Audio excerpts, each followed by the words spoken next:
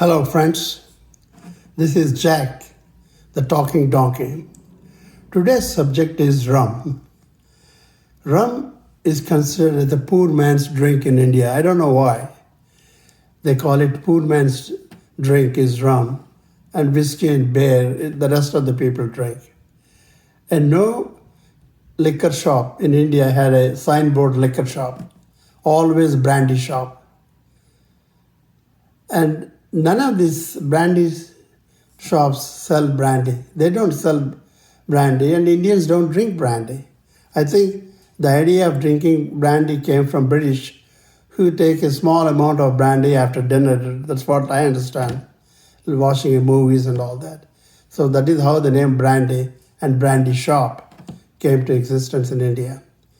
Well, Bacardi rum is a very popular brand in the United States. And I buy Appleton Gold. Appleton is a Jamaican rum. High quality premium brand is almost as expensive as Scotch whiskey. I take small amount, swirl it in my mouth. I don't drink rum with Coke or Pepsi, just straight. And swirl it in the mouth, keep it in the mouth, and swallow slowly to get the full taste I'm drinking. And I smell the aroma of sugarcane. No kidding. When I drink that slowly, I feel background sugarcane aroma. That is the same feeling I felt when I was driving in the sugarcane fields early morning in my car, and some experiments I went. Early morning, 6:30, 7:30.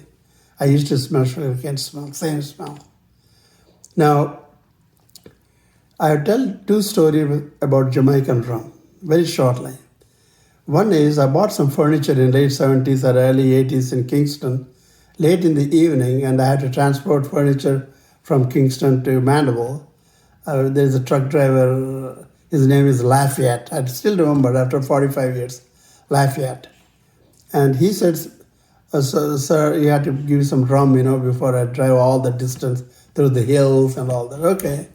He took me to a rum shop or a bar, and then he brought himself rum, white rum. He said he only drinks white rum. And then he asked the barman to give some milk. He poured white milk, milk into the white rum, mixed it and drank it in one shot, whole glass, non-stop. I asked him, I never saw people drinking rum with milk. He said that is how white rum has to be drank. Otherwise, the white rum is so strong, it will kill you. So you have to mix with the full strength milk and drink. I said, okay. So that is the story about Lafayette. The other story happened at Sugar Research Institute where I worked for several years. And some substance control department in Kingston provide ethyl alcohol for our laboratory to do some extractions. They supply one drum of alcohol, around 50 gallons or 45 gallons, I don't know. We put it in the storeroom in the basement. And there's a log maintained in the lab how much alcohol is pulled from the drum and bring it upstairs in the lab to use it. I think it is Lawson or Althea Lawson or the other girl, Maria Shri Prasad. One of those chief technicians. There is a log maintained next outside the door of my office. And one day I looked at the log, interestingly, there may be 2 or 3 gallons removed up to that month, up to that year. And then I went downstairs looking for the drum and then kicked the drum, and the drum moved as if it is empty. Then I put both hands and shake them, and easily I can move it. I can't move 55 gallon substance or liquid. Then I realized something is wrong. So that day I stayed after 5, all the staff left, Sugar Research people left.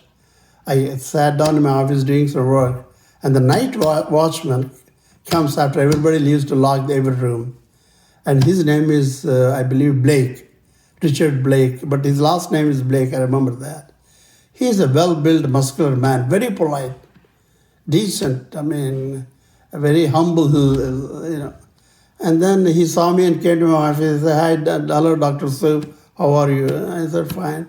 And then I brought the subject about alcohol, missing alcohol in the drum.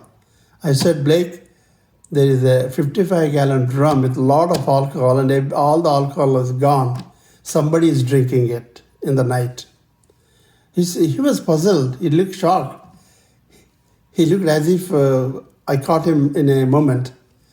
And he said, Sir, I don't know about alcohol. I don't even know there is a drum of alcohol. I said, I don't know, but it is missing. Either you are responsible or other watchman. There's other watchman, an old guy, small stature. He lives, I believe, in the back of the greenhouse down the hill. He said, that man, I don't know, I forgot his name, that man may be drinking, sir. I'll tell him not to drink. I said, I don't know whether you're drinking or he's drinking or you're both drinking together. Okay? And you finished a 55-gallon alcohol drum. And then told him, I made it simple. This alcohol is not a pure alcohol as you think to drink like rum. This alcohol they mix with methanol or methyl alcohol, which is toxic. If you drink this alcohol in the drum, you get blind. You go blind. In 6 to 8 months, you completely lose your sight. Remember that. So tell your friend and tell yourself not to drink. He just moved on, and then after 2-3 months, I went downstairs, and alcohol level was maintained. Nobody touched alcohol. That's the story. I did not report to our manager of the institute, Mr. Mashet, because Mashet has a tendency to get hot and shouts and screams, walk up and down, and even fired the guy, the poor fellow. I don't want him to lose his job for his stupidity and ignorance for drinking rum in the storeroom and lose even housing. So those are the two interesting stories about Jamaican rum that happened to me in Jamaica. Okay, I'll talk to you later. Jack, the talking donkey. Bye-bye.